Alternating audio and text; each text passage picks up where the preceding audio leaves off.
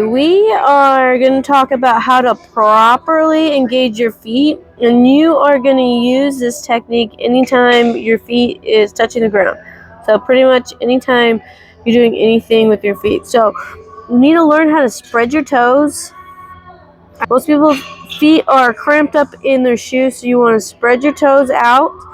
And then you want to think about grabbing the ground to the point where you can fit your fingers underneath here, because you're creating an arch in your foot.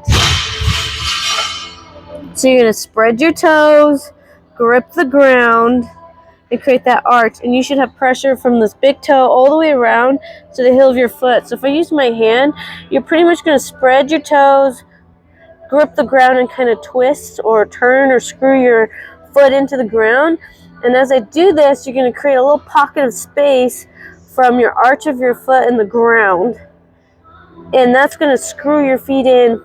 And you're going to feel your glutes kind of engage when you do that. So that's how you properly engage your feet. So I spread my toes, I grip the ground, and I kind of screw my feet in. And I should have that space. So with my foot, when I'm doing any type of squats or deadlifts or anything, I spread my toes, I grip the ground.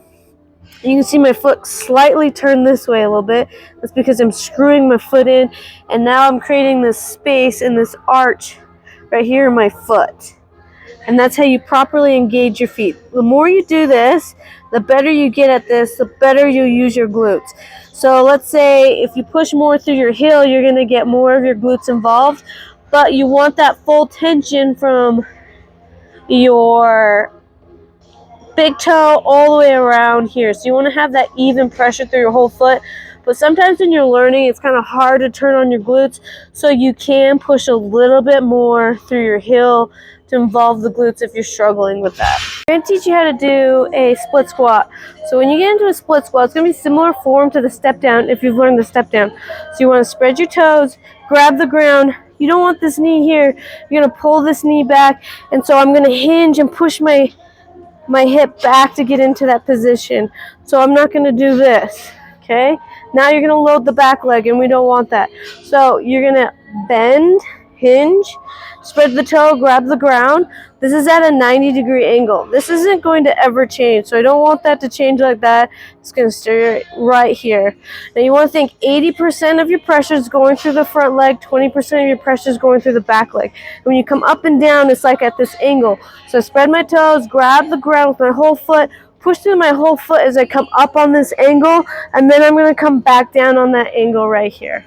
So you want to make sure you're staying on this angle. And as you can see, as I come up, I can move this foot around. It's because I don't have a lot of pressure on that foot. Now, if I was relying on my back leg, I would shift back like this, and I'd feel it all right here.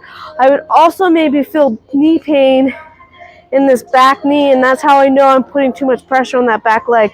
But I got most of it on my front leg, and I'm bending through the hip, and I'm driving through the heel to engage my glutes.